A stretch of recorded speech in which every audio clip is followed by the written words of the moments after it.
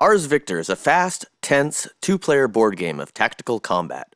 You command a furious fighting force of the future against a ferocious foe. Let's take a look at the pieces you'll use to play a game of Ars Victor. There are 9 different double-sided map tiles. You'll use these to build a new battlefield at the beginning of each game.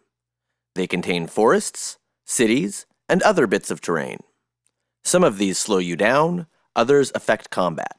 There are a dozen different kinds of unit counters. Each counter shows all of a unit's abilities. Not all units are equal.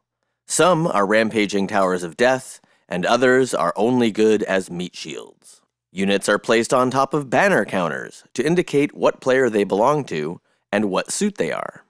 Each player has their own deck of 24 command cards.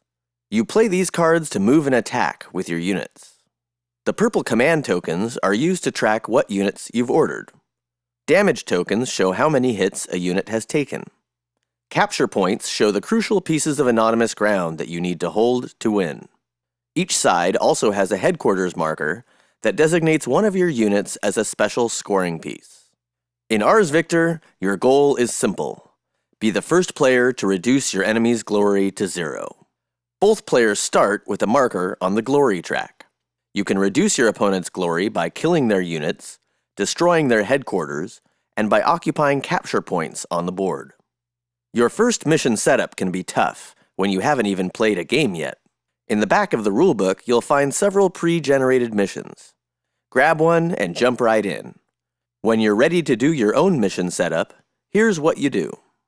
To start the game, one player rolls a blue die for initiative.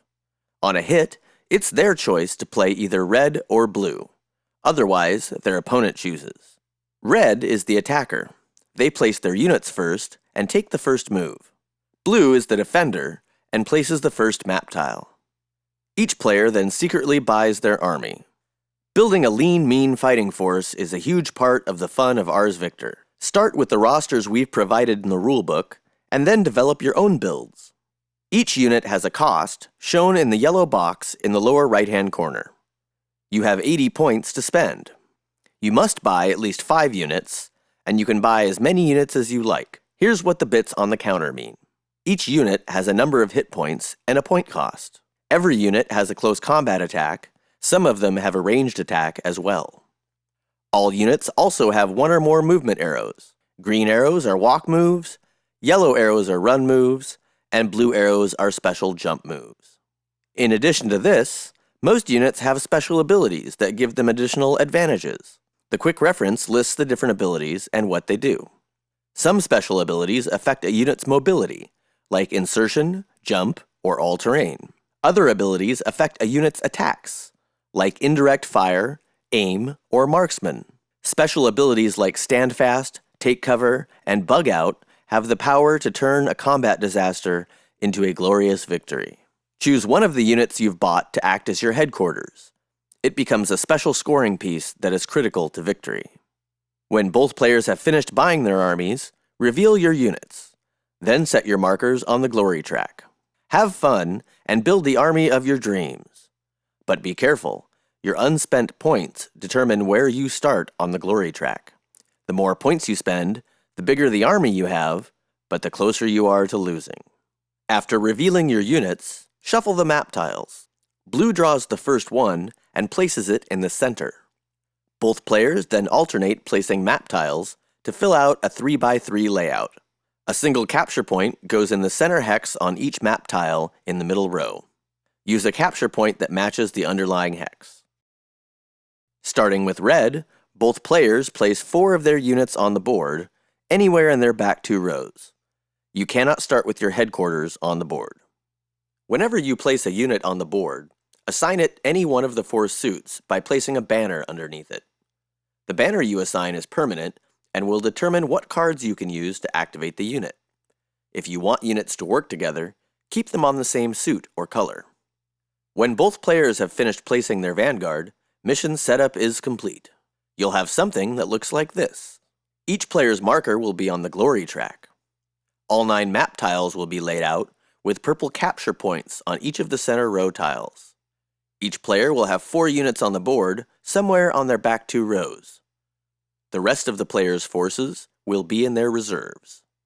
You'll each start with a hand of 5 command cards. On your turn, follow these steps. Drop your enemy's glory. Play a command card and take command tokens. Spend them to advance and assault with your units. Then draw a replacement command card. Before you do anything else on your turn, bleed your enemy's glory. Knock them down 1 glory for each capture point that you occupy with one of your units. If you're brave enough to have stuck your headquarters on a capture point, knock them down 2 glory. Knock them down 1 more glory if you have your headquarters on the board and they don't. This could be because you've killed their headquarters, or it could just be hiding in their reserves. Next, play a command card from your hand and take command tokens equal to its value. The suit of the command card determines which units you can buy orders for and how much it costs. Units of the same suit have the normal cost. Units of the same color but different suit cost 1 extra command point to order. You cannot give orders to a unit of the opposite color. Now spend those command tokens to use your units to wreak havoc on your foe. There are 2 different orders you can give a unit: advance or assault. An advance order costs 1 command token and lets you move a unit. It can travel 1 hex for each move arrow on the piece. Most of your forces will start off the map hanging out and relaxing in your reserves. You can give any of them an advance order to bring them onto the map. Move them as if they started in a hex just behind your home row. Assign them a banner just like you did with your vanguard. Movement is restricted by a few different things. Units cannot move through other units, friendly or enemy. Units that start or move next to an enemy are engaged and must stop. They can't move until one of them dies or is forced back by combat. Units with the jump ability ignore this restriction. Most terrain has a slow effect.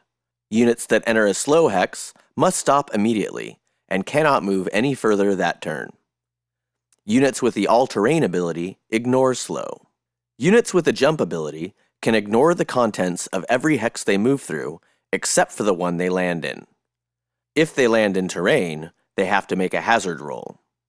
Roll 1 white die for each hit point the unit has left. Each skull causes 1 unavoidable point of damage. Units with the insertion ability have a special way to enter from reserves. Buy 2 advance orders, and the unit you're inserting can be placed next to any unit you already have on the board. However, if you land in any terrain, you must make a hazard roll, just like jump units. An assault order costs 2 command tokens and lets you move and attack. The unit may travel 1 hex for each green walk or blue jump arrow on the piece. Then, it can strike with either a close combat or ranged attack.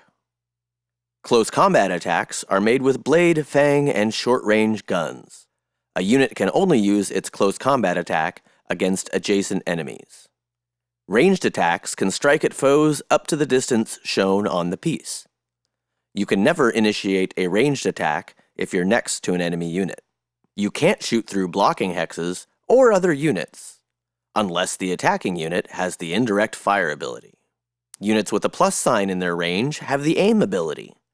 This gives them 1 extra range if they don't move. When you attack, roll 1 or more colored dice to determine the outcome. For a close combat attack, roll the dice shown at the top of the counter. If a defender is in impeding terrain, both sides cut their dice in half. Units with the all-terrain ability are unaffected by impeding terrain and roll their full dice. If you're making a ranged attack, use the dice shown at the bottom of the counter. If you're shooting at a unit in cover, all of your dice turn white. Units with the marksman ability ignore cover. The different colored dice have different strengths. White dice are the weakest. They have 1 weak hit face and 1 push face. Red dice are stronger. They have 1 hit, 1 weak hit, and 1 push face. Blue dice are lethal. They have 3 hit faces and 1 push face. To resolve an attack, follow these basic steps. First, declare the unfortunate victim of your cruel and savage blow. If the victim has the Bug Out special ability, ask your opponent if they want to use it. Next, roll the dice. The different dice faces cause different effects.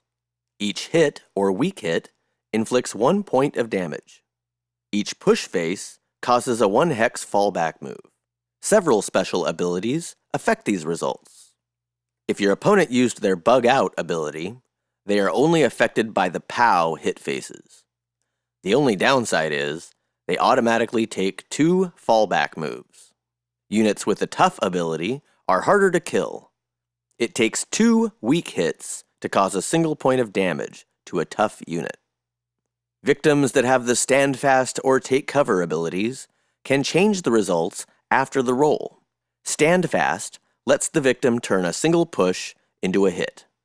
Take Cover lets them turn a single hit into a push. Each fallback move forces your opponent to move their unit towards its home row into one of the 2 hexes directly behind it. Fallback moves are unaffected by slow terrain or adjacent enemy units. A unit cannot fall back into a hex occupied by another unit, nor can it fall back when it's on its back row. Each fallback that cannot be taken turns into a hit. Always leave your troops a line of retreat. If an attack fails to eliminate or drive away its target, the defender gets a free counterattack. A counterattack is resolved just like a normal attack. When a close combat attack kills an enemy or drives them back, the attacker can immediately follow up and move into the vacated hex. The defender can never follow up. When a unit takes damage, place an orange damage marker on their banner to show how many hit points they've lost. Damage doesn't affect a unit's performance at all. A unit is eliminated when it takes damage equal to its hit points. It is removed from the board and returns to the pile of cardboard from whence it came. Immediately reduce your enemy's glory by the unit's purchase cost. When you've finished issuing orders, you're done. Draw a replacement card from your deck. Continue this process until one of you has been sapped of all glory. Finally, you're ready for your first game of Ars Victor.